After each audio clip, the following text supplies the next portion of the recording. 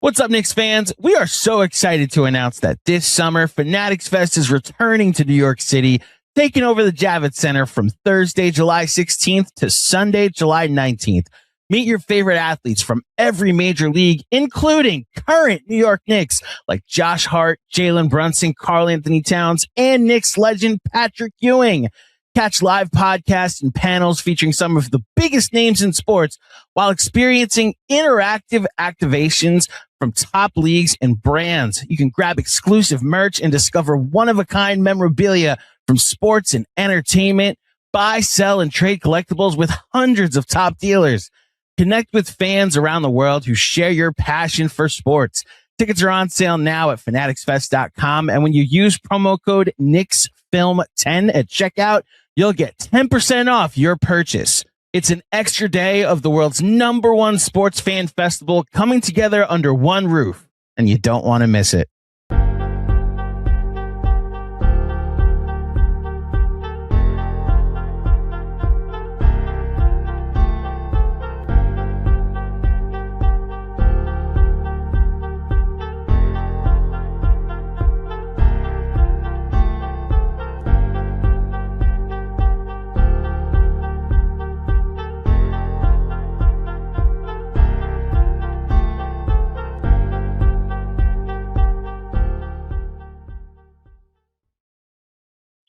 Hey there, Knicks fans. How you doing? It's your boy, Jonathan Macri, with you for another edition of the Knicks Film School Beat Report, where I am pleased to be joined by a gentleman who, well, he has layers, folks.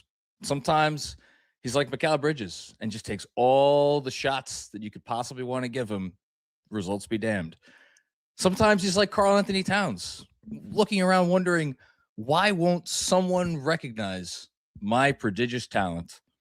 And sometimes he's like Jeremy Sohan, who just wonders, why am I here and what am I supposed to be doing? None other than the one and only Fred Katz of The Athletic. Leave it to you to intro a podcast with something that is somehow an insult to every single person that you mentioned. Myself and everybody else. So we're off to a rousing start. I would say that sometimes you're like Aaron Hernandez. And then I'm hanging myself in my jail cell. If we're lucky. Let's do this. That's wasting no time. How are you, Fred? I'm good. I'm great. I'm ready to talk some ball, ready to talk some Knicks. Me too, especially since I didn't get a chance to talk about them last night. Shout out to Andrew Claudio, who you may have met at some point, for doing the post game last night. I was celebrating my lovely wife Dolores' birthday, and one of my many birthday presents to her was that she could have all of me without any compromises last night, which is, again, every woman's dream. Sounds like a punishment. That was a softball, and so we decided to watch a family movie. You know what movie we watched, Fred? We watched The Ring. Have you ever seen The Ring? I'm not a horror movie guy at all. Oh, wow. Okay. I get very scared, and it ruins my week if a movie is scary enough.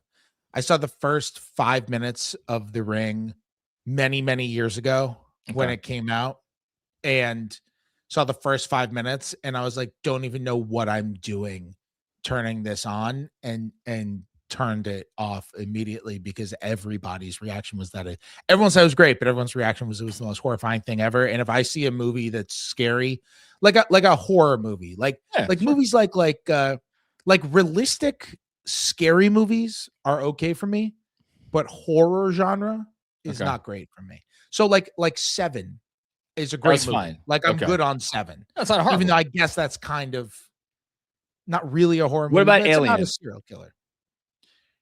Alien, to me, that's a horror movie, and I've never seen it. I think you should make an exception for Alien. The Ring is a horror movie, and I have to say I hadn't seen it probably in 15, 20 years. It aged pretty well, and both my kids enjoy it. But we're here to talk about a different kind of horror movie, or at least occasionally. It's talk about layers. The Knicks are like the late great Rob Reiner in that it was so versatile. He could direct anything. He could direct a regular drama. He could direct a comedy. I don't know that he ever directed a horror movie, but he could probably have done that too. In that you never know what genre you're going to get when you turn on this. They're like Jordan Peele if you want to bring in really everything. Well, Jordan Peele packs it all into one movie. I actually don't know if now we could start to get into it. I don't know that that's an apt description for these Knicks. I don't know. Like Get Out, like has horror tropes, but is definitely funny in parts. No, I'm not disagreeing with your characterization of Jordan. It's a correct characterization of Jordan Peele. I don't think it's a correct analogy for the Knicks because the Knicks, basically what you're getting. Maybe last night actually wasn't a perfect example because they actually started off okay. But I'm just going to start off generally. What did you think of last night's game? I thought so. I'm probably writing a Knicks story for Thursday, and the story that I wanted to write that I told my editor about I was like, I think I'm going to write something about their inconsistency. And I always say, if I pitch a story that's before a game is played, I'll always couch it to my editor and be like, but if something happens to throw it off, then we deviate or we kill it or whatever else. Sure. Or maybe I frame it differently or whatever else. And I was joking to my editor. I was like, the beauty of this one is like if I say I'm going to write a story that Jalen Brunson's playing great, but then Jalen Brunson has his worst game of the season, then I'm probably not going to run it that next day.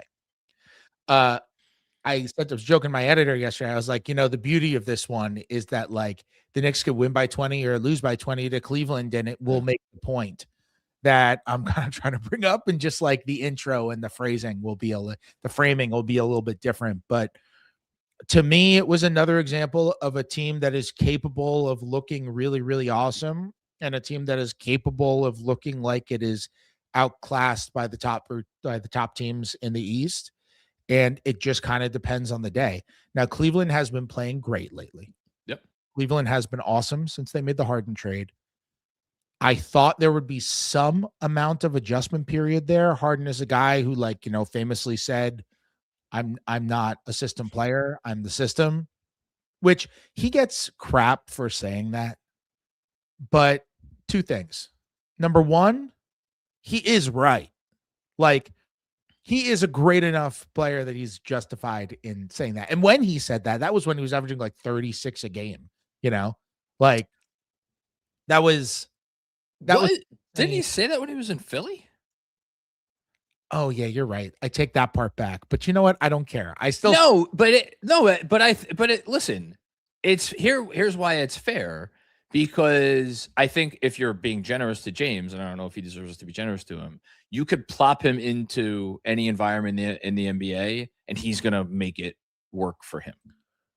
Yeah, for sure. And the other part is like he's going to go down as one of the best, scoring guards ever. Yeah. But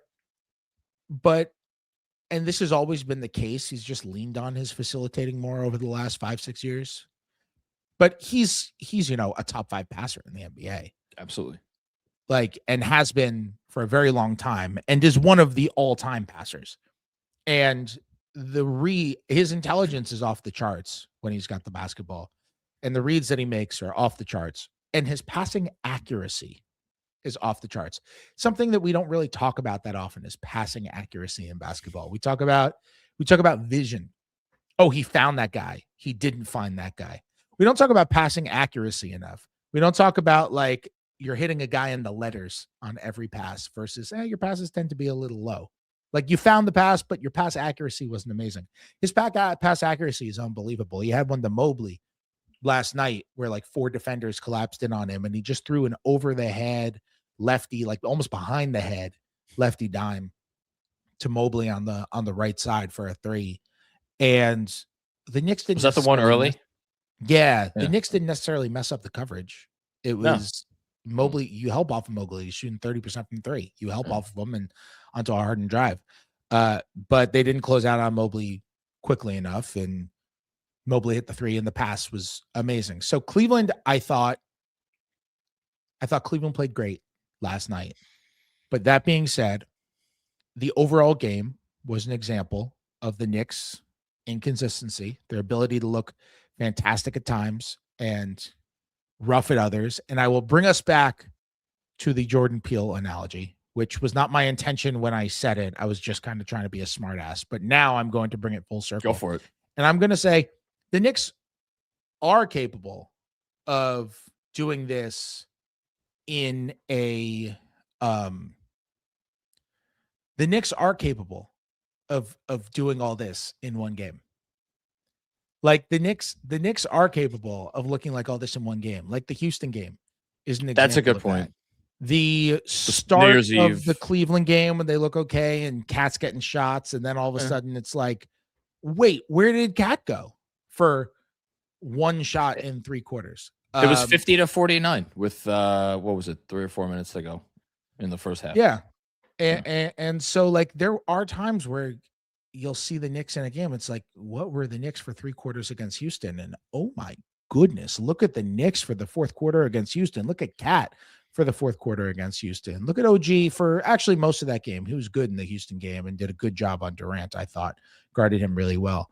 And then they show up to Cleveland and you're like, man, their closeouts in that game weren't good. OG's closeouts have not been great in, I would say, 2 of the 3 games that he's played in since coming back from the toe. That could be a toe thing because your closeouts are about stutter stepping and you know, closing out the proper way, and you need to close out on your toes. And so it could totally be because of the toe, but his closeouts have not been as good. I don't think his defense has been generally in these 2 or 3 games, you know, his level. Houston, I thought it was phenomenal against Durant, at least in the great, awesome. That's why I said 2 out of the 3. Yeah. Not in the Detroit game. And I didn't think he looked like OG in the Cleveland game. And are you pretending the Bulls game doesn't exist? I mean, look, the Bulls are pretending like the Bulls don't exist. And much of the NBA is also intentionally pretending. Yeah, the Bulls game doesn't exist. It doesn't matter. It really doesn't. Bulls game, the Bulls play in a place that doesn't matter. But it just comes down to the inconsistency, man. And like James Edwards asked me on my podcast earlier this week, like what is the thing the Knicks could do over these next month and a half? Maybe it was in a conversation that we had not in the pod, but it was like, what's the thing the Knicks could do in the next month and a half in order to make you think like, you know what? Like I picked them to win the East before the season. Like, what's the thing they could do in the next month and a half to show you, okay, you were correct in picking them to win the East? And my answer to that is they don't have to do anything different than they've already done. They just have to do the good stuff on a consistent level and maintain it, because we've seen that they can reach the ceiling of a team that can win the East. What we haven't seen is their ability to maintain it for the equivalent of 3+ playoff series. And that is where, I think doubt about this team tends to seep in. That is where the doubt for me is probably most prevalent. But as I had a long conversation with Jeremy about this the other day, so I don't want to necessarily have a long conversation about it with you, and I want to hit on some other stuff. But like the other part of it for me, and I think it goes hand in hand with the inconsistency, because your tone for a game and your tone for a second half also is set by the 5 players that start the game, and that's come out of halftime. And I know their numbers overall are good this year. That said, I don't know if you've ever go on Pivot Fade, but I learned actually this morning that Pivot Fade has a function where you could sort lineups numbers against top 5, bottom 5 teams, top 10 teams, bottom 10 teams, and then top 15 and bottom 15 teams. It will probably not shock you to learn, Fred Katz, that the starting lineups numbers against the best teams are dog shit. And the starting lineups numbers against the worst teams in the league are fattening it up like a Thanksgiving turkey. So for me, the starting 5 is the other issue, in that I don't know that we have enough evidence after what have they, if they played 100 games last year, they played 15, so almost 160 games, that this starting 5 is where it's at. And you've written a lot about this. James has written a lot about this. I've talked a lot about this. What are your thoughts on the Do you believe the starting five has the sort of ceiling that they need to have to make the finals? That's an interesting. I hadn't realized that. What are the numbers on that? I'll pull it You up have them right. up? Yeah, no, actually I do. So Because the yeah. numbers on the starting five this season are actually good. Like Cleaning the glass plus 8.1 overall. Here, I got it for you right now. I literally looked these up a few hours ago. And what's funny is the defense, the starting five defense has been very good. It has. Like the offense has been okay. The defense has been really good. So let's see the 3-point variance on it. We're gonna that I don't have. You look that up. I'll give you the overall numbers. Negative 20.9 net rating. They've been outscored by 13 points in 27 minutes against top 5 teams. Against top 10 is that teams, top 5 teams or top 5 defenses? Because top 5 teams. Top 5 teams. Okay. Yeah, I guess it's both ways. Okay, yeah. That makes sense. Against top 10 teams, they have been outscored. I think it was 12 or 13 points in 93 minutes. Negative 1.7 net rating. They are against bottom 5 teams. They have a plus 32.9 net rating in 61 minutes. Against bottom 10 teams, they have a plus 22.9 net rating in 127 minutes. Now, I'm sure, look, this stuff, I would bet anything is true to some extent for every good NBA, every NBA and every good NBA team. But I'm trying to think of times where this starting five has instilled a ton of confidence in me when facing off against a really good team. I guess you could talk about the NBA Cup games, semis and finals against Orlando and San Antonio. That's probably the best evidence of this, that they can produce in those situations. I don't know if there's much else. I mean, that's a thing to point to. The 3-point, they're allowing 34% 3-point shooting with that lineup. So like a little low, but not anything that should make that big of a difference. No, a couple of percentage points off of league average. It's not like it's a crazy number. I don't think that starting five is amazing, but I do think we need to, when you give out numbers like that, like, okay, here's my process. When people talk about using, people for some reason in 2026 still just lament using analytics for things, which is like, sorry, it's just information. It's like you're just saying you don't want as much information as possible when making a decision. But I think they lament it because there are people that make it out to be everything, and you should not make it out to be everything. Right. Well, so that's what I'm doing right now. Yes, let's not make it out to be everything. Let's make it instead of being a statement, let's make the analytics into a jumping off point for a discussion. I don't think you can use those numbers to prove anything. Okay. Unless you can tell me, and I'm just thinking about this now because I didn't know those numbers, and they're very interesting. But unless, I don't know if this is good podcasting or bad podcasting, if we're like workshopping live. But I was kidding around with your intro. You're incapable of poor podcasting, Fred. You are Jokic every pod. Maybe. But Jokic would be terrible on a pod, so I don't know if that's a compliment or not. He'd be so awful. We'd be asking him about Knicks lineup stuff, and he'd just be like, I don't want to be here. Who's the best? If you combine on-court NBA ability with podcasting ability, it has to be Anthony Edwards, right? Is number 1 in the league? I don't know Ant. Well, he's a great I don't know Ant at all. Have you ever watched the show? Like his show that he did this summer? No, you haven't. Okay. Oh, starting five?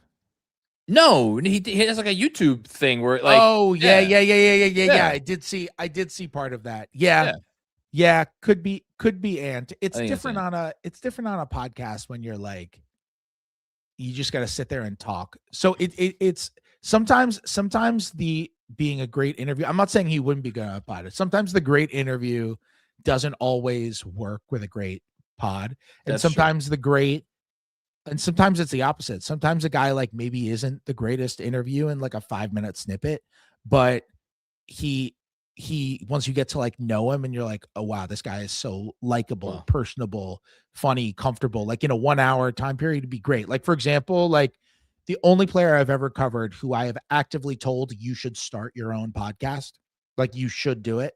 And I have actively told them this with nothing to swear it. Can you guess who this is? Was It is a former New York Knick. I could guess because I'm pretty sure you told we had a long conversation about this. Oh, well, guess it. Is it Campaign? It's Campaign. Campaign should start a podcast.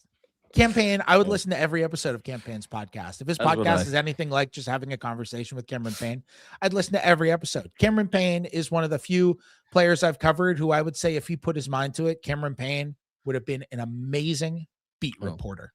Now, it would have been a terrible career decision because basketball worked out awesome for him. And the Knicks might miss him. All right, I've gotten us off track. Get back on here. Yeah. All right. So, okay, let's do an exercise here and let's use the numbers as a jumping off point. Sure. I don't think we can take those numbers to mean anything until we can give a reasonable answer to the following question. Why are those numbers the way they are? What is happening that is making them kill bad teams and lose to good teams? Is there a on-court reason? Is there a chemistry reason? Is there a schematic reason? Is it that Brunson has randomly had some bad games or Cat has randomly had bad games, or are Cat's bad games not random and a product of something? Is Josh Hart more hesitant to take threes against those good defenses? Let's talk this out. Well, I want to hear your theory. I think last night was instructive in two respects. So DJ just tweeted about this a little while ago. What do the Cavs do as all of the best defenses have done going back to when this team was assembled a year and a half ago? They switched, and they switched with personnel that could switch appropriately. This was a much bigger conversation point last season than it has been this season, but it's no less true when you look at the struggles that they've had against the Pistons, now against the Cavs. And what did that result in? That resulted in Josh Hart leading the league. That would be a scary thought if Josh Hart led the league in three-point attempts. Leading the team in three-point attempts last night didn't go so well. And Mikal Bridges, for the non-garbage time portion of the game, leading the team in shots. And why did that happen? It's because those were the weak spots in the defense were. Mikal, I think, now you disagree with me on this if you want, but that Mikal, a lot of possessions were like, all right, well, Mikal has the best opportunity to shoot here, so he shoot. Now, there were a lot of other shots that he took that were fed to him by good process offense that he missed those as well. He missed all sorts of shots. And then the Hart shots were just, as we see when teams dare him to shoot. So sometimes he's going to shoot. So to me, it goes back to the type of defense that good teams are able to play against them. In part. Yeah. And good teams are generally more capable of guarding Cat with a small, which we haven't seen as much this year. Saw it more last year. Have seen it a little more frequently in the last month and a half, 2 months, but haven't really seen it as much this year. I think that's fair. I'm questionable about this starting 5-2 for what it's worth, for the same reason as last year. And the reality is they're not really playing, for all the talk of new system and all that kind of stuff. And Mike Brown actually talked about this in a sort of abridged kind of way a few days ago when he talked about, and I know you talked about this on one of the post-game pods, where he talked about simplifying the offense over the course of the year. And what's happened with simplifying the offense is the Knicks don't look from a actual stylistic standpoint all that different from how they did last year. There are certain things that are different, and we can get into the nitty-gritty. Their playbook is different. They had 5 plays that they would run all the time last year. That's not really the case now. Someone had a tweet yesterday or the day before on Twitter. I don't know if you saw it. There's an account out there. I apologize. I don't know the person's name. It listed out all the plays that they run with video. Yeah. Oh, that's interesting. I didn't see that. But I would check that out. I'll forward it. Defensively, they have actually, from a stylistic standpoint, they have inched more and more. They didn't look that different defensively to begin with from the start of the year. The off-ball help was a little bit different. And they had Cat in some kind of different coverages. They tried out some zone, but they weren't practicing zone and trying to institutionalize zone into their defense. They tried out some zone. The first time they tried out zone, I thought a really funny difference. And this is just a narrative thing. It's not a criticism on anybody, but I thought a really funny juxtaposition between like Mike Brown and Tibbs, which is obviously kind of hard to avoid that conversation. I know some people hate hearing it, but it's hard to avoid that, talking about the two of them, even if you're not comparing quality. Like, it's hard to avoid not talking about the two of them when you talk about differences between this year and last year. And I thought such a funny thing was that they tried out zone in a game against Miami this year. And it was their first game against Miami. It was, I don't know, less than a month into the season. And it was the first time they played zone all year. And it wasn't just the first time they played zone in a game. It was the first time they played zone at all. They hadn't practiced the zone at all. And because of the way Miami plays with so few ball screens, lots of cutting, that kind of stuff, they don't really have very many passers. Teams zone up Miami more than probably any other offense in the league. I don't know if there's an offense that probably sees more zone than Miami does. And so the Knicks were like, we're just going to go to a zone. We're going to test this out. It was exactly what so many people had called for with, during the Tibbs era. And rightfully so, of like, try some stuff out, throw some stuff at the wall and see what sticks. The Knicks tried the zone against Miami. It wasn't good. It didn't work. They literally had not practiced it for a second all year. And Mike Brown was like, let's try it. Everyone's zoning up Miami. Let's see what happens. They hadn't practiced it. And it was such a funny juxtaposition to last year, because I know last year, coming out of the All-Star break, you get these 4 practices or 3 practices or whatever it is, where you can almost treat it like a secondary training camp. And during those practices last year, they come out and Tibbs is like, we're trying to zone. I believe it was like a 2-2-1 or maybe it was a 2-3. Tibbs was like, we're trying out a zone. We're going to unleash a zone. They do all this practice on zone defense for days. Then they have practices. They don't play it in the first game back. They don't play in the second game back. Then they try, they have some more practices. Tibbs doesn't think the zone is good enough. They're practicing it some more. They try zone for one possession of an early March game. They give up a bucket. And then Tibbs is like, no more zone. Yeah. And they didn't do it again the whole rest of the year. And it was such a funny juxtaposition of like Tibbs practice zone incessantly, but for whatever reason, and I don't really know the true reason why, I can make an educated assumption that that he just didn't think it was good enough. I think we could all make the same educated assumption. For whatever, but I couldn't tell you the nitty-gritty reasons why he didn't think it was good enough. But Tibbs practiced it a lot and then was like, we're not doing it. And still did inventive stuff with the defense, by the way. Like, the Boston series was like, that was a crazy coaching performance by him. That was awesome. The way he just caught everyone, including the players, by surprise. Like, I wondered if he just saved up the switching defense for the year and knew that's what he was going to do during the playoffs and just like bottled it up. And I have asked players, like, is this what happened here? And all the players were like, if that's what happened, he never told us. Like, I was like, I've asked all the players, like, when did you know that you were going to this switch and the switching defense? They were like the first practice before the Boston series. It's like, it's like when a director doesn't give all the script pages out to his actors. Totally. And I don't think Tibbs would ever tell if that was what he did or not, because he would think it would give some sort of, it might put in the head of, if and when he coaches again, I'm sure he would love to coach again, and he's got a playoff series coming up, then they might, whoever his opponent is might be more confident that like, oh, they're going to try something different against us than they did in the regular season. So I don't think he'd ever say it, whether he did or didn't. Anyway, back to the original thing. I love that little juxtaposition of like, I think it's just so representative of the two different spots that they were in as coaches. And I honestly, you said I wasn't capable of bad podcasting, but I think I'm about to disprove you. I genuinely don't even remember why I started telling this story, but I do love that story. I think I think the gist of this, of where you were going, and correct me if I'm wrong, is that Mike Brown has experimented more this year with stuff without necessarily feeling as confident that it was going to work 100%. You can look at the young players he tossed into the game throughout the course of the season.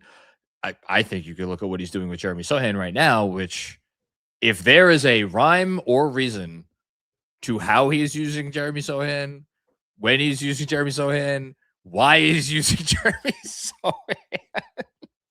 The Sohan lineups are. Oh, don't even give me the numbers. I can't. I don't know what the numbers are. It doesn't matter. It's just few games for it to be the numbers, but they're just ridiculous. Like they're totally ridiculous. He's playing them with Mitch and Josh Hart. If this were a different team with an inverted record, Mike Brown would be accused of blatant tanking. Yeah, with the Sohan lineups, right? Like he's played him he played him last night with Mitchell Robinson and Josh Hart. Like, yeah, he's playing him in these lineups where you're like, what is going on here? And you know what? I say that as no criticism whatsoever, because I don't think he's doing this. And he basically said this. He didn't say it to the extreme that I'm going to, but he basically said this. And I can tell you that this is true. He's not doing it because he's like, oh yeah, Jeremy Sohan and Josh Hart and Mitchell Robinson, that lineup is going to take us to the top in the playoffs. That's the lineup that's going to go on a run at the end of the third quarter and really win us a series. He's just trying stuff out because he's a huge believer that he's a huge believer that you can think something is going to work and that all of the evidence can tell you something's going to work, but that basketball players are people. And then you put them together. And for whatever reason, it's like it doesn't turn out the way that you thought it would or even should. And he's a huge believer that sometimes you get these dudes who it's just like, why do they have such good chemistry together? Why do they play so well together? Their skill sets are totally in opposition, but this is beautiful. You get that with guys like, and I think he's just creating evidence and giving opportunities. And I think he's also creating situations where it's like, all right, Mitch, let's see, or even Josh, let's see you learn how to play when there's no spacing around you, just in case. Like, let's see how Jeremy can play when there's no spacing around him, just in case. So that, yeah, I get that. You hear the quotes after the game from Towns and from Josh Hart, and they might have well have come from the same person, which was, well, we're still learning, we're still adjusting, we're still getting used to the offense. You've been covering the league for what, 15 years, whatever it's been, or am I aging you? 10 years? How long have you been covering the league? 12? I mean, I've been a beat writer since my first year as a beat writer was the 15-16 season, but I was like a freelancer and blogger and wrote for Bleacher. I guess I've been doing it since 13. Okay. A long time. I was if we count my free fan blogging years, then in college, then before the best that. Of times. Those were the best of times. Clipperblog.com. We have the best alums of any fan site in the history of fan sites. I will take that to the grave. I don't know. Posting and toasting is pretty decent when it comes to that. Oh, but, we got Arnovitz.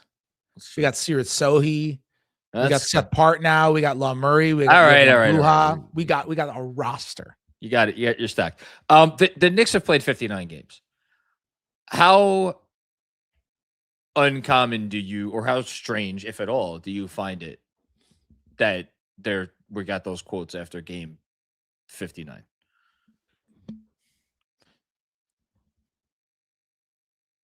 It's not uncommon. I would say it's pretty common. Okay. However, that's why 29 teams don't win the title.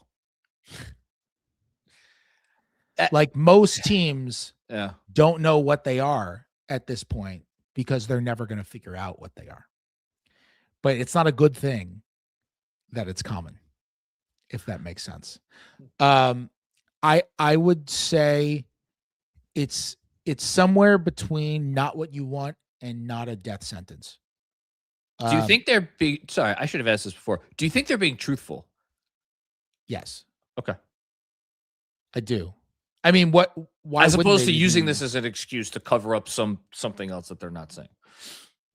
No, I think they're not comfortable. Okay, great.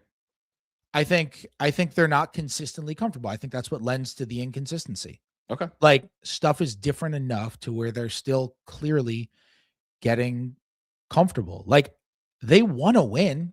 Well, Like, they've had their, they've got the personalities and that kind of stuff in the locker room, and they have their issues. And, I've chronicled them, and lots of other reporters have, and you've talked about it and whatever else. But it's like, this isn't a locker room with bad guys.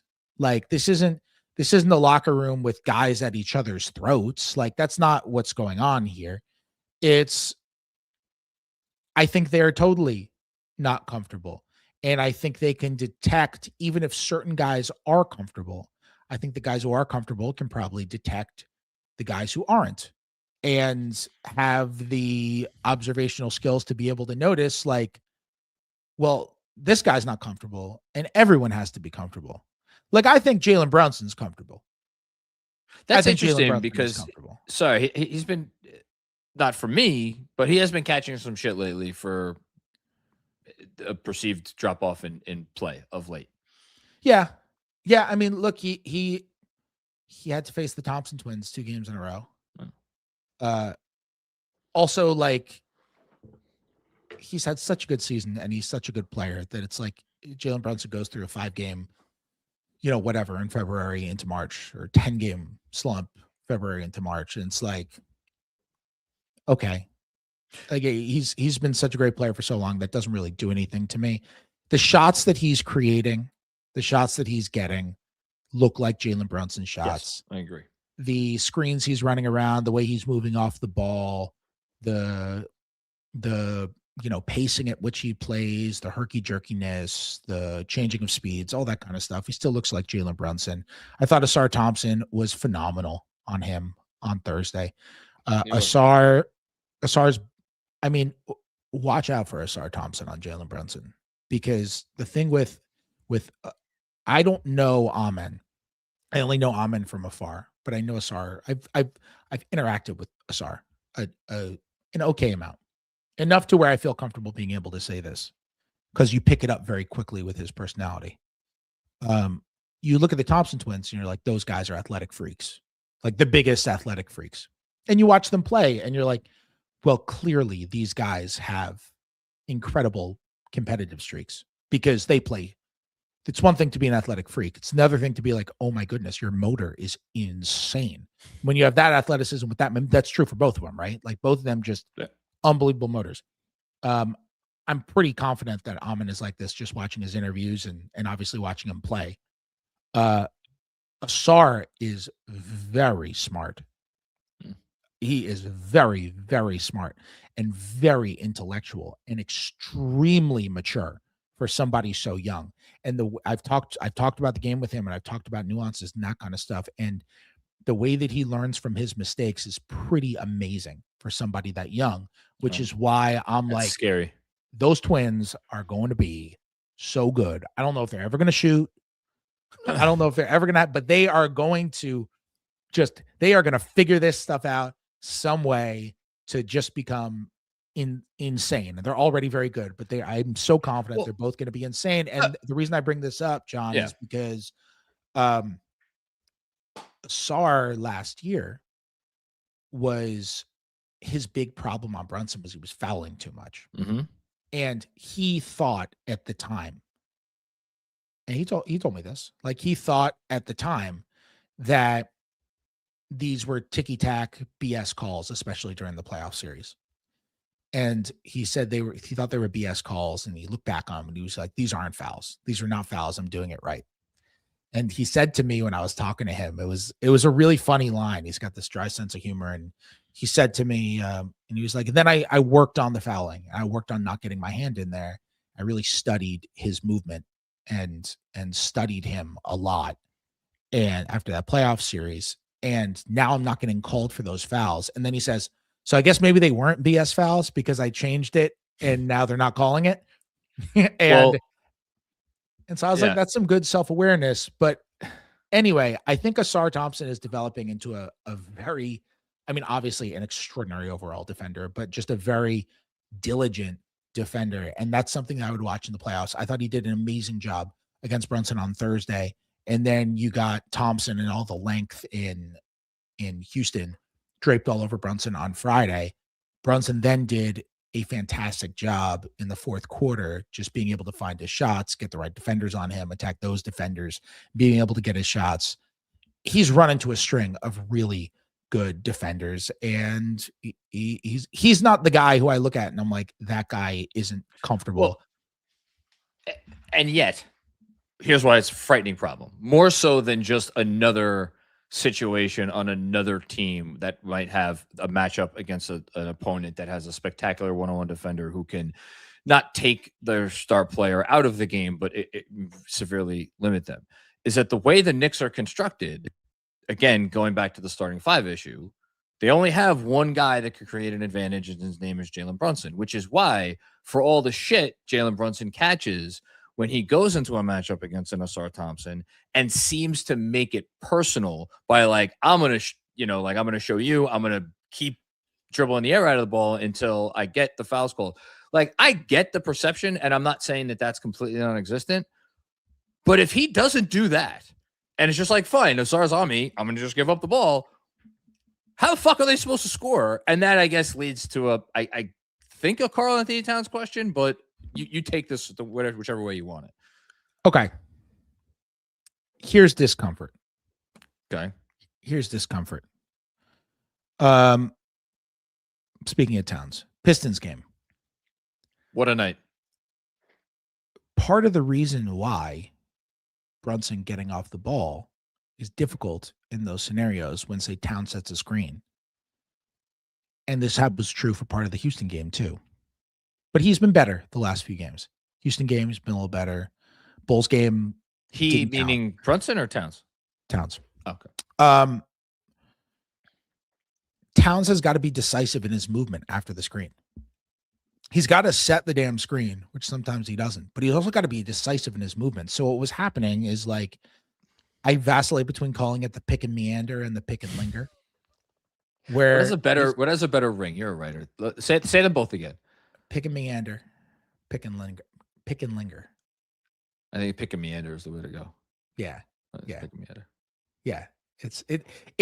I feel like meander and the three syllables of it kind of evokes, like, just a lengthening pick and roll to pick and meander kind of makes that saying meander a little. And the word and the verb meander, it more, I think, evokes the spirit of what you're going for here. Yeah. So what happens is, like, Benji Ritholtz pointed out that Towns didn't pick and pop until the first offensive possession of the second half of that Detroit game. And you watch, and it's not because I went back, I watch watch the game film of that game, watch all of Towns' ball screens, and it's not like he's like rolling. He's just kind of setting the screen, sometimes not even really setting the screen, but also not really slipping it, and then kind of meandering. And he's not rolling. He's not really finding space. He's not really moving with purpose. And what has every coach in the history of basketball said? The ball finds energy. The ball finds energy. You got to move in decisive ways. I think their screening has just not been good. And that's not just Towns. Yeah, no. I actually think Mitchell Robinson is not having a great screen setting season. He is not getting in the way as much as we often see him do. Their off-ball screening has not been particularly effective. I think when you have an offense that runs the way that they do, which is a lot of improvisation and a lot of read and react, you need guys to open up. People talk about the cutting all the time and the movement, but what spurs the cutting and what spurs the movement is a good freaking screen. And I think you see, like, watch when they come down and you have a guy come off a pin down. Your Bridges come around a pin down with Brunson bringing it up, and Towns sets him. I'm just using Towns as the example. Towns sets a pin down for him. It is so often that you don't force a switch. You don't free Bridges. Like, the guy just runs around Towns and follows Bridges, and you might as well not have the screener there altogether. On that play, you want to get the guy hung up. You want to impede his path so you can either free Bridges and get him space to go downhill off of a pass, or maybe you knock a guy so badly that they have to emergency switch, or now you got a mismatch either with Towns down low or with Bridges on the perimeter. And there are a lot of different things that you can do there, but you have to set the screen. And there are a lot of times where they don't set the screen. And then there are a lot of times where after they set the screen, they're just like, okay, I did my job. I set the screen. Now that was the job. And they kind of hesitate for a second and they don't go in. And to me, the reason that you would do that, like, they don't really have guys who like it's not like this is a team of guys that I would say doesn't play hard at all. Like, to me, that's a comfort, you whatever you want to call it. It's comfort. It is it is concentration. It's whatever you want to call it. It's not effort. It's not effort. Well, it's something like that. And so however you want to phrase it, that kind of stuff to me is a symptom of all of this. I'm going to see that. You want to talk about poor podcasting? This is exceptional podcasting. You know who the Cleveland Cavaliers have in their starting five? Dean Wade. A gentleman by the name of Dean Wade. An esteemed gentleman. And it's one of the most esteemed gentlemen, not only in the NBA, but perhaps in the history of this podcast. I don't know what Dean Wade makes. I should probably know his salary. He's not a minimum player, but I don't think Dean Wade makes a ton of money. And whatever that number is, what does he make? I think he makes $6. Makes $6. Okay, great. So he's paid the mid-level exception, essentially a little bit more than the taxpayer mid-level exception. A guy making slightly more than the taxpayer mid-level exception, even if a national NBA writer for The Athletic, an esteemed publication, once said that he was unequivocally, context independent, a better basketball player than Rowan Barrett. I got the order wrong. Rowan Alexander Barrett Jr. Even with that ego boost, Dean Wade's not going to be like, yeah, I'm too good for this shit. Dean Wade's going to do every little thing that his head coach asks him to do. And to your point a second ago, it's not that like OG Anunoby or Mikal Bridges or Karl-Anthony Towns are like, I'm too good for this shit, don't ask me to do it. But like when you're Dean Wade, or I'm just obviously having some fun with you because it's you, but pick any player like that in the NBA. They don't have that choice. Landry Shamet. If Landry Shamet needs to go fucking set 100 pick off-ball screens in a game, guess what he's going to do really hard? Set all those off-ball screens. And this gets me back to my thing about the starting five with the Knicks, is that they don't have enough guys who are willing to truly not do the dirty work, embrace the dirty work. Be like, I'm going to be better at this dirty work than anybody else in the league, because that's what's going to help my team. Okay. So I'm going to ask you a follow-up question. Sure. Everybody's fix for the starting five involves putting Hart on the bench, I feel like. Not everybody's. Okay. Most people. That's the one I always hear. Hart goes to the bench, and then whoever replaces him, it depends. When Deuce was healthy, some people thought Deuce, some people say Mitch, and you get, the Twin Towers there, and Mitch helps you defensively. Some people might throw out Shamet, and you go with like a true 5-out starting lineup, and Shamet is really having a great year. Like, Shamet has been, James Edwards wrote a couple of weeks ago that Shamet has been arguably the best minimum signing from the summer. And I mean, he's like, it's him. I went through all of the minimum signings for my Shamet grade, which was, I do have to say this, came out a few days before James wrote that article. I pegged, it's him, it's Timmy, and it's Colin Gillespie. Those are the only three players who have a genuine. What about Memo Kalashvili? I don't put him on that level. Oh, I myself put him on that level. I think he's been really good this year. He's been awesome. Yeah. Bruce Brown has been awesome. The guy in the Pistons who rocks, Green, right? Javonte Green in the conversation. I looked at all these guys. I literally went through every minimum contract. I think Shamet's in the top three, but I digress. Continue. Yeah, no, Shamet's he's been awesome. He's a guy who looks comfortable. Shamet looks very comfortable. Okay, so let me ask you this. What is your fix to the starting lineup? Is it, if you think it needs a fix, what is your thing? Is it Is it just a schematic thing? Because you could do something schematic if you want and see if that works. You don't have to do something personnel related. Or is it scrap this personnel related? Because the reality is, from the way this team is constructed, you really want to be at your best with 5 out of 6 players on the court. With those 5 guys who start now are Mitchell Robinson. Some 5-man combination of those 6 should make you the best, based on the way the team is actually constructed. And if those 5 aren't the ones, you don't throw Deuce in there. Well, Deuce is hurt, so I'm just not talking. Just because people are going to ask about it, if Deuce was not hurt, would you throw him on the list? Yeah, Deuce can be on the list, but I think Deuce is somewhat matchup dependent. Is the reality of it? Okay, that's what I was asking. I just wanted to I think you can start Deuce at the 2 against most teams. Sure. Against most teams. But I think there are certain ones where you're like, I mean, I think the reality is the beauty also of having a head coach who's kind of so inflexible about being flexible is you don't need to have the same starting lineup every night. Like you can play around. Like there are great coaches like Mark Daignault will be like, we're changing this around tonight. We're changing this around tonight. We're changing our rotation this night. We're changing our lineups this night. Like Mark Daignault, until he won a title, like Thunder fans would be like, what are these lineups this guy is playing? This guy doesn't know what he's doing. And it's like, no, I'm pretty sure that guy knows what he's doing. He's playing everybody to keep everybody engaged throughout the course of the season because that's important. And he is testing stuff out, gaining samples, and he tries all this different stuff, and he lets his players improvise within the offense and within the defense. And Mike Brown is attempting to put in that same sort of thing.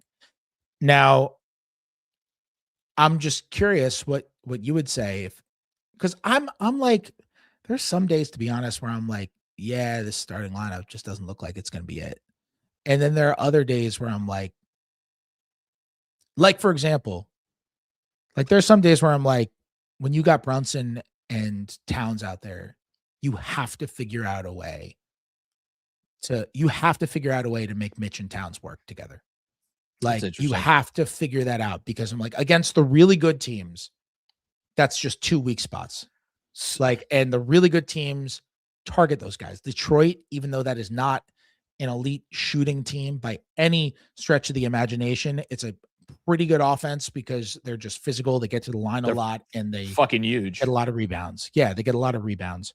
But Detroit is good at identifying Brunson and Towns and just picking on them. They're good at that, and they've shown that. Yeah. San Antonio, good at that. Well, Oklahoma City will be good at that and was good at that last year. You're right. That's Cade, and Cade has become such a brilliant, amazing player.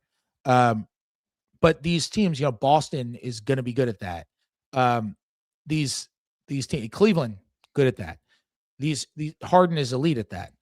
Donovan Mitchell knows how to do it too. Like these teams are going to identify guys, and part of me is like, you're going to need Mitch on the back line there, and you're going to need peak Mitch on the back line, but also like the Mitch Towns lineups have not looked great. So I thought they would. I'm going to give you a quick, we have to finish up soon. I'm going to give you a quick quiz. You're probably, I don't know if you're going to get it exactly right, but in terms of Mitchell Robinson's on-court partners, where do you think his total minutes this season with Towns ranks on that list? Oof. So, for instance, he has played the most minutes of any Knick, as will not surprise you, with Jalen Brunson. That's first. Where do you think Mitch and Towns ranks? Okay. You talk it out. It's probably the rest of the starters. So that's correct. But not Hart because you separate them because of shooting. So it's Bridges probably there and Anunoby's probably there.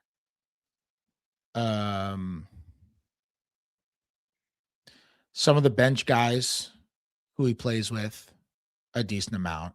So like, are we going total minutes or minutes a game? Total minutes.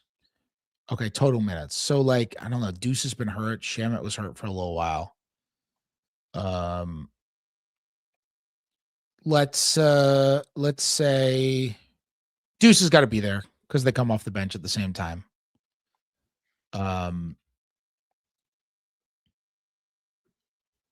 They have played him with heart, and Hart's been played him more than you might think with Hart. Yeah, so I'm gonna say Hart, and then Cat. So what's the number?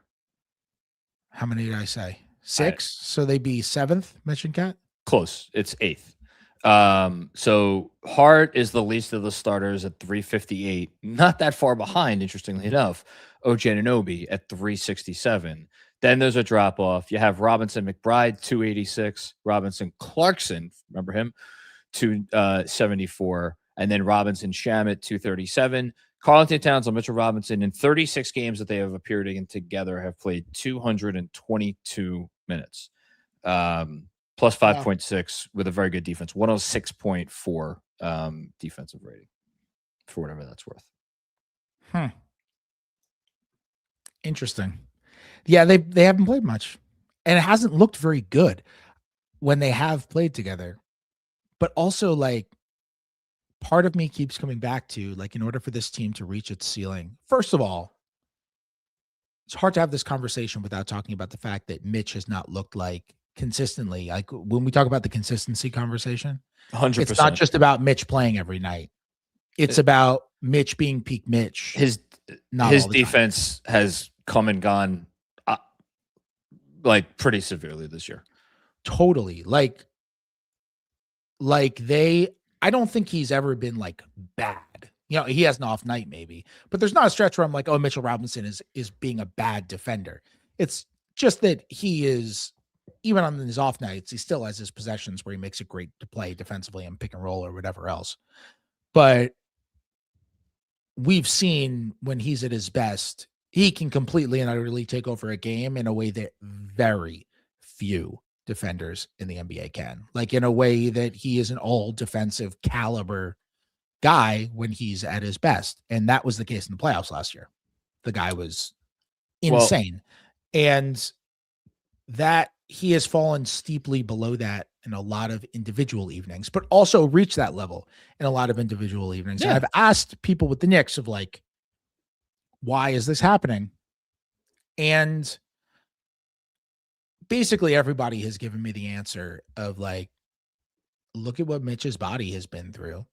He just can't do that even when he's on this rest schedule.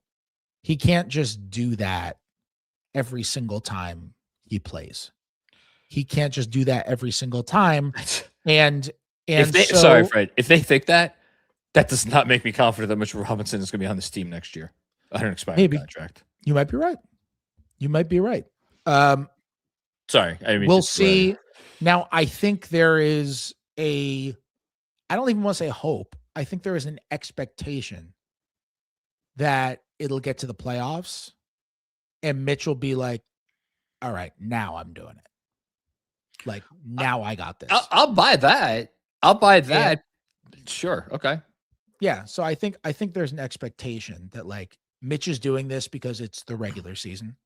And then come the playoffs, he's going to be like, now I got this. And quite frankly, I kind of agree with them. I at least I'm on that page too, which is why I haven't been as hard on Mitch, because he's done it before. Like, that's what he did last year. Going into the playoffs last year, I was like, damn, Mitch does not look anywhere close to 100%. And then we got to the playoffs, and I'm like, oh, he's literally better than he's ever been. Don't tell that to Joe Mazzulla. Yeah, well, he was, by the time I got to that point, I was like, damn, like the Detroit series, I think, caught us all by surprise. We were like, whoa, Mitchell Robinson looks awesome. And I think he was doing the same thing, and he'd only played 17 games last year and was coming back from the injury. But I think there's an element of that with Mitch specifically, but that contributes to the consistency too. And it also puts you in a position to where you're like, what is this Mitch and Towns thing? Why is it not totally working? It should work. You kind of need it to work. You kind of need Mitch's defense to be able to hold up the flaws that you have elsewhere. And his offensive rebounding is so important and clearly is not context dependent. Like, he can do that to any team. There's just no team. Yep. There's just no team that can. There's no team that can do anything about him. If you want to ask me what I would do, and we can end on this or respond, and then we'll finish up. I don't think they can do anything because I think the real solution, the right solution, is so untenable politically, and would have, if they did it, I think James Dolan would be knocking on the door the next morning. I'd bench Mikal Bridges. Okay. I bench Mikal Bridges. I would still play him 30 minutes a night, but I would remove him from the starting lineup in favor of Landry, in favor of Deuce if he's healthy, in favor of fucking Jose Alvarado. And that's not because Mikal Bridges is a bad player. It's not because he doesn't do a ton of little things that help them win on a lot of nights. I just think if you're asking me the thing that, based on everything we've talked about and everything I've seen from this team for a year and a half, the thing that I would think is most likely to actually give them some juice out of the gates of these games, it would be that, because you can't bench OG, because then you lose OG. Then OG's done. Like, he's out. Obviously, you're not benching Karl-Anthony Towns. You're not benching Jalen Brunson. So the alternative, as you say, is to bench Hart. And I think where you were going with that, with the breadcrumbs that you were trying to drop before, is like, well, if your complaint is that they don't do enough of the little shit, why are you benching the guy who does more little shit than everybody? Oh, that is where I was going. Yes, I know. Yeah, there we go. Now because we podcasted. Andrew's not here. Andrew's not here. He is actually. If Andrew's here. He's below. I don't know if he's going to pop up. If Andrew were here in a active way. He's now here. Oh, there he is. What did I miss? We're here. What did I need to? I was simply getting ready to take a thumbnail screenshot at the end that I know John's not going to take. So that's the only reason I showed up. So I wanted to make sure the show ended with a, successfully. That's all. What did I miss? What do I need to make sure happens? I thought you guys had a hard out. I told the whole story, completely forgot the point I was trying to make. That never happened. On a tangent for 25 minutes. John couldn't remember the point I was going to make. And then 40 minutes later, John just remembered it. And now we've come back. Took us 40 minutes to land the plane. But I was like, if Andrew was here, he would have cut me off 3 minutes in and been like, now, Fred, remember the point you were trying to make. And I would have been like, yeah. But hold on. Much like Mikal's game last night, there were many possessions on this podcast in which started what promising and which ended in people throwing up their hands. But absolute despair. Unlike those shot attempts Mikal Bridges took, you guys had more contact on this episode than he's willing to have on any possession that he ever has. He took 6 free throws last night. I couldn't believe that when I looked at the box score. It's a world record. I actually looked up during the watch long if that was a career high. Yeah. Anyway, wait, John, I want to know why you say. I want to know why you say Bridges specifically. If I am of the belief that the starting lineup, just something about this, for all the reasons we talked about, it just doesn't work. What other alternative? And I don't believe that benching Hart is the solution, because I do think Hart does a lot of the little things that we want more of. Then what's the alternatives? What's the alternative? There isn't really one. I don't even think benching Bridges is a realistic alternative. They're never going to do that. No, I don't think it is either. I also just like, I mean, Towns, Brunson, you can't. Towns, you can't. And I would put OG Anunoby under the category of you can't. His defense is too good, just too good of a player. Can't do it. And like should when I say can't, I mean like shouldn't want to. Like I would just vehemently disagree. You know what they should do? They should bench both Hart and Bridges and insert Mitch. I'm being not even totally facetious right now, and put Mitchell Robinson and I guess right now it would be Shamet in the starting 5. I mean, you could just start playing that lineup more. Like you could just make Bridges and Hart the first subs out, and make Shamet and Mitch the first subs in. And that's how you get your look. Whoa. Hold on. Are you suggesting that Jeremy Sohan should not be one of the first substitutes in the game? Fred, I had so much respect for you before that statement. How are you employed covering this league? We want more Sohan, not less Sohan. Start Sohan. That's what it was. John, where were we? How did we not land there? How is that not the title of this pod? Start Sohan with Fred Katz of The Athletic. Start Dean Wade. Start Dean Wade. They You're right. should have traded for Dean Wade. That was Never wrong. Dean just early. Wade. Dean Wade had a minute-ish stretch during that game And you last texted us night during it. that vindicated everything. Vindication. Yeah. How many did RJ have last night? I'll wait. 34? I was just talking Knicks Cavs. I didn't know the Raptors played last night. The Raptors still in the league? If they doing? Okay. No landing this plane. I don't got anything else. I do have to at least pop into a meeting that started 10 minutes ago. Fred, any other thoughts we didn't get to?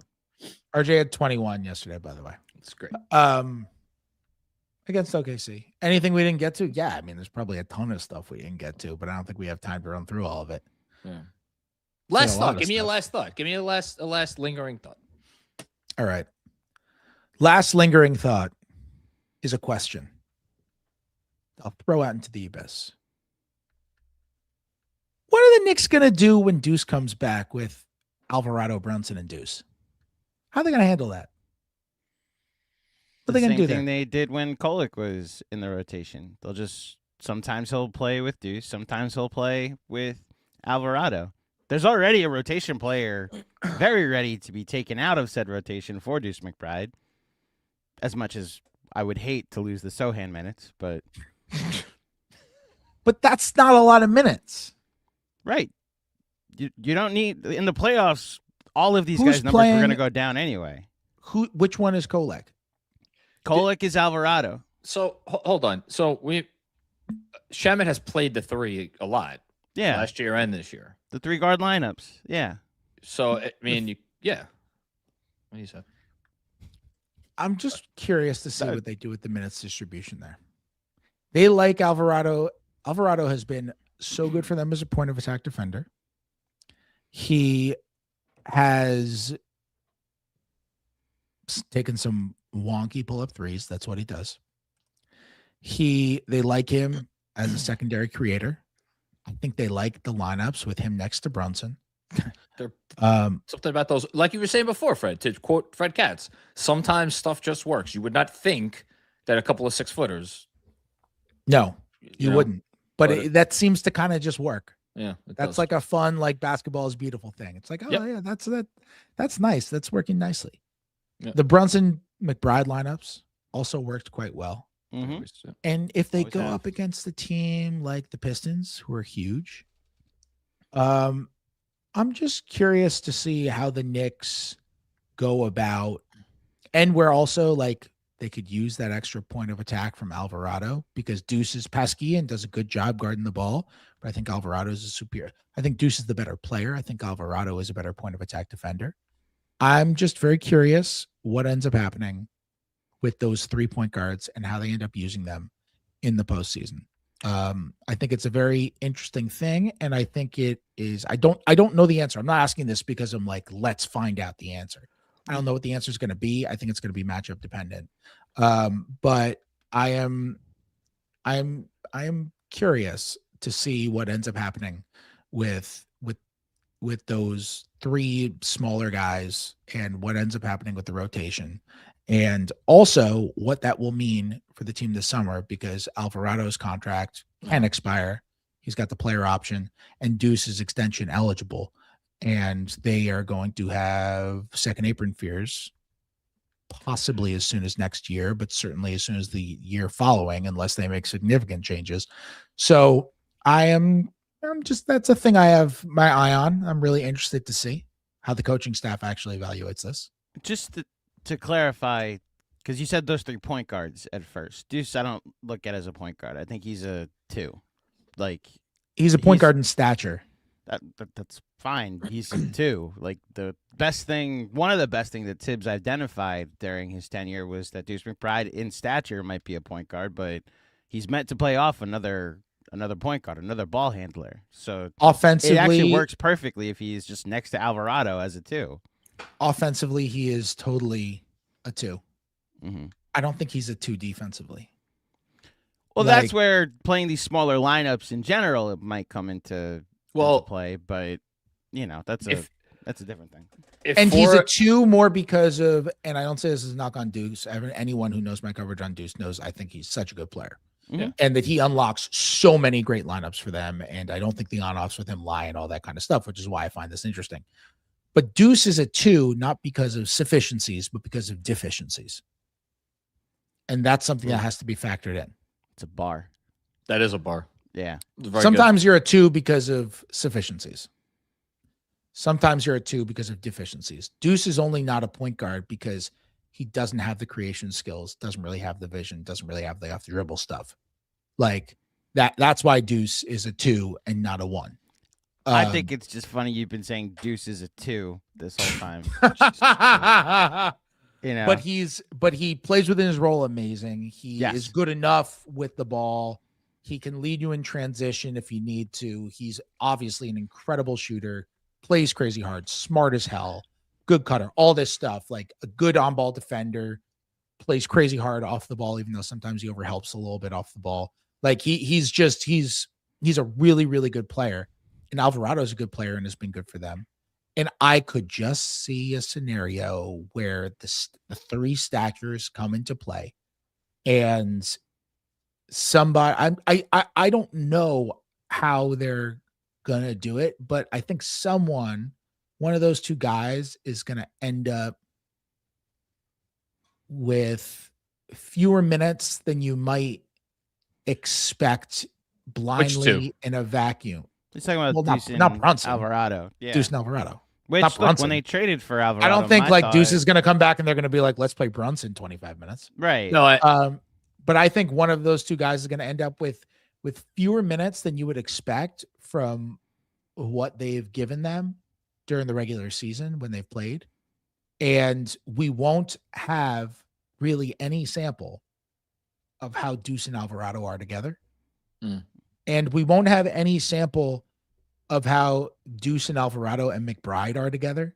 And that might be that to me is like a crazy lineup, but it's something you might try if you're Mike Brown. And like, if I were Mike Brown, and I had Deuce right now, I'd be trying that out. That's way less crazy than playing Sohan and Josh Hart and Mitchell Robinson together. Like, I would try that out. And so you don't have that sample. I don't know if you're just like going to throw that out unused in a playoff series in a moment of need. So like, it's just a thing that I'm monitoring. I'm not making declarations. I'm interested in how that's going to play out if and when Deuce is back for the playoff run.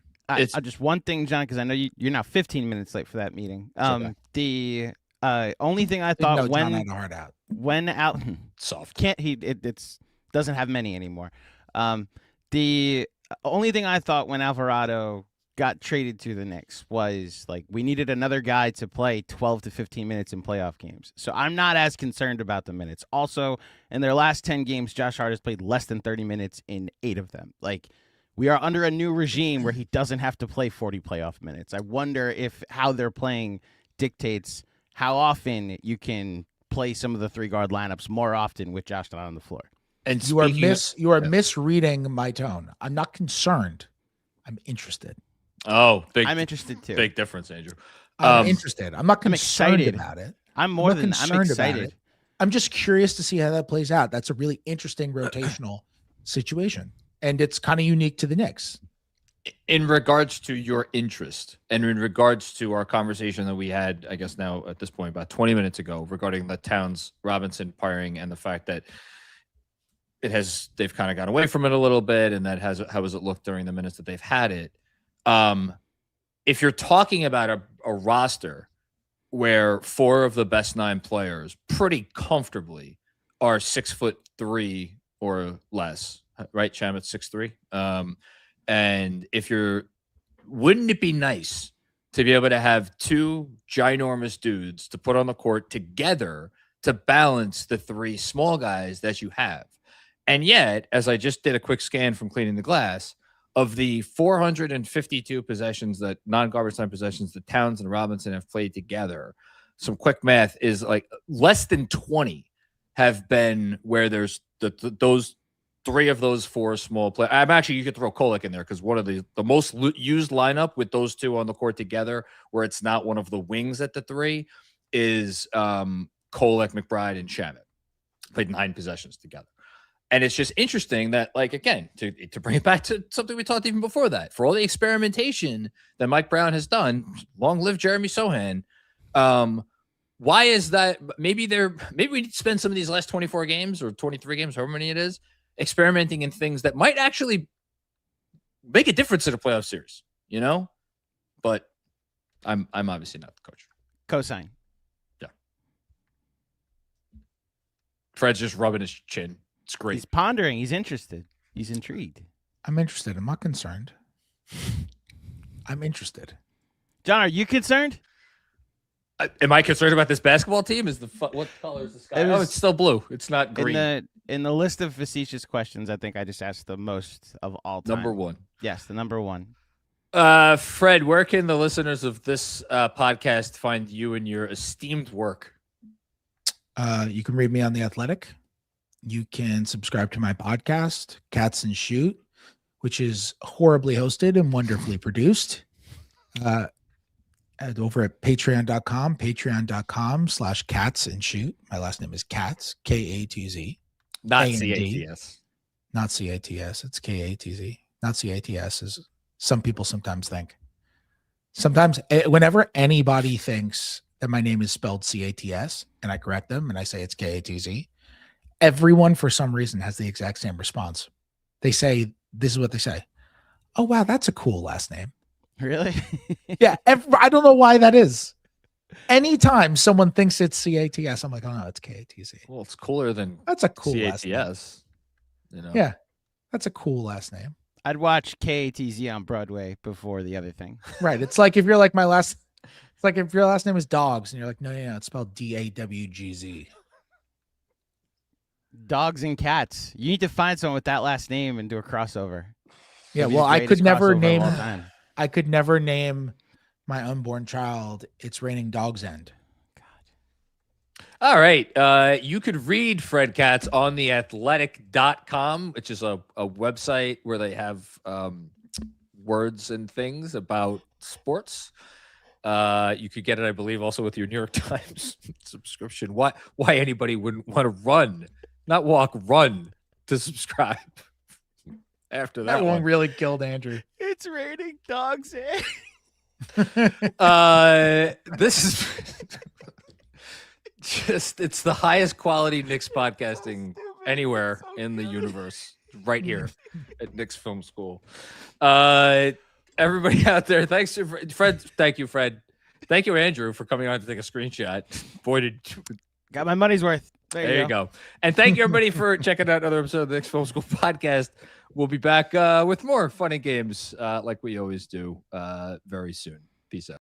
Must be 21 or older. Gambling problem? Call 1-800-GAMBLER. Connecticut, call 888-789-7777. Massachusetts, call 800-327-5050. New York, call 877-8-HOPE-NY. Maryland, visit mdgamblinghelp.org. Not available in all states. Terms apply. See the Fanatics Sportsbook app.